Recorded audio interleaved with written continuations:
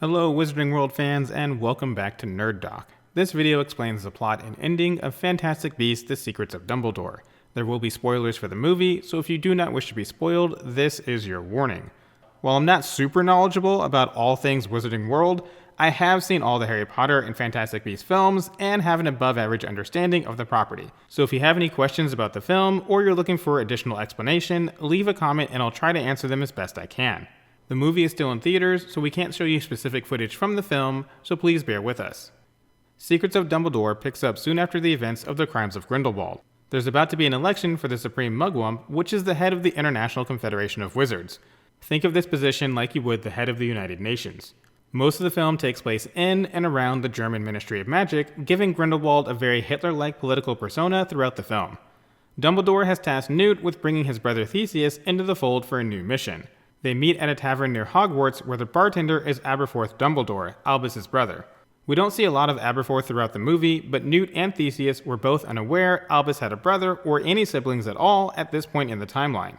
Albus can't make a move on Grindelwald because of the blood pact between the two of them. While the film reveals that Grindelwald and Albus were once lovers, if Dumbledore even thinks about harming Grindelwald, he will lose his own life. For this reason, he forms a team consisting of Newt, Theseus, Yusuf, Jacob Kowalski, Bunty, and a relative newcomer, Professor Eulalie Hicks, who has powerful defensive magic.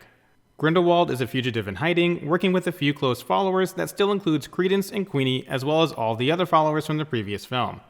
Anton Vogel, the current head of the International Confederation of Wizards, has two options before him. He can take the easy road, siding with Grindelwald and absolving him of his crimes, or he can continue the fight and keep Grindelwald on the run. Vogel chooses the easy path forward, pardoning Grindelwald and giving him support from the German ministry.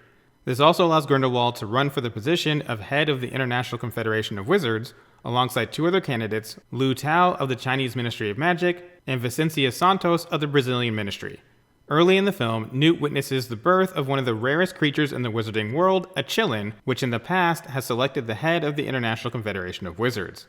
There was a time when the election process consisted solely of the Qilin, which is deer-like in appearance and very passive. The Qilin will bow to anyone who is pure of heart, which made it ideal for the head of the International Confederation of Wizards selection process because who wouldn't want to vote for someone completely pure of heart to lead the wizarding world? The creature is still used during the time of the movie, but there's a normal vote after the bowing ceremony. However, the vote is generally swayed by the creature, so whoever it bows to is still usually voted in as Supreme Mugwump.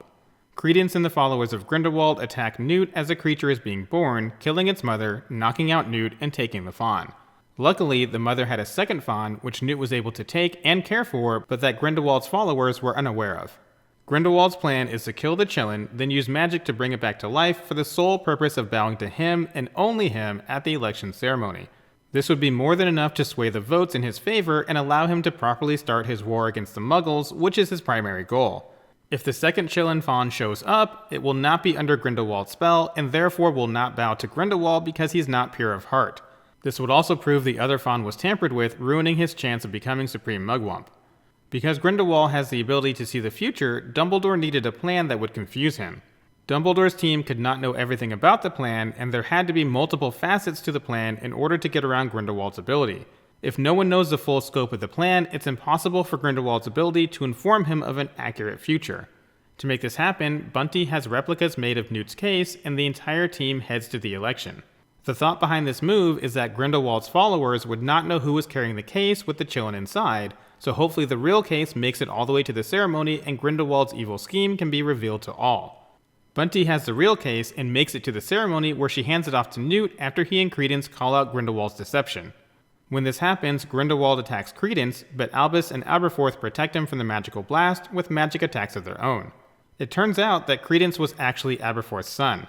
The movie doesn't go into a lot of detail about Credence's mother, but the potential union was not approved and they had to let Credence go, resulting in his participation in the events leading up to and including the previous two Fantastic Beasts films. Grindelwald escapes and Credence is reunited with his father as the Qilin bows to Dumbledore. Dumbledore declines the position, for now. Then the fawn moves on to Vicencia Santos of the Brazilian Ministry, who becomes a new Supreme Mugwump. Toward the end of the film, there's also a brief conversation about Ariana Dumbledore, Albus and Aberforth's sister.